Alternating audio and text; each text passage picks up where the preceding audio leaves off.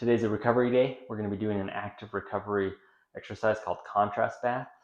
This comes to us from the book Grip Strength, How to Close Heavy-Duty Hand Grippers with Thick Bar Weights and Pinch Grip Just About Everything. It's a great book. I'll put a link in the description below. It's got a ton of different exercises, and this is one I really love. So for today, we just need 2 containers to hold water that are big enough to put our hands in. These could be 5-gallon buckets, large bowls. I've got the 2 sinks here, which is perfect. You could use 2 sinks, you could use a bathtub in your sink, whatever.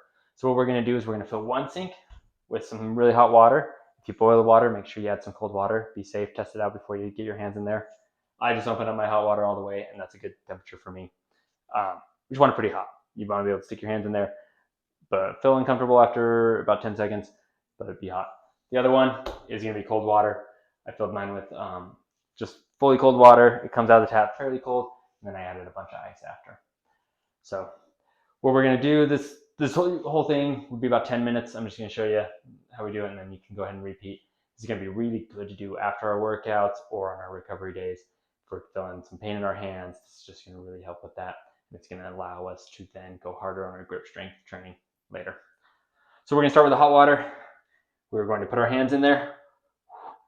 We're gonna hold them as long as we can. Oh, ouch. That's all I got. And then we're gonna go right into the cold. And that's gonna hurt as well. You can go ahead and wiggle your hands in here or just hold them in as long as you can. And we are going to repeat that. We're gonna go for about 10 minutes. Oh, that hot really hurts. But afterwards, we're gonna feel amazing. If you've done cold plunges, things like that, you know how this feels afterwards. So we're gonna keep doing that.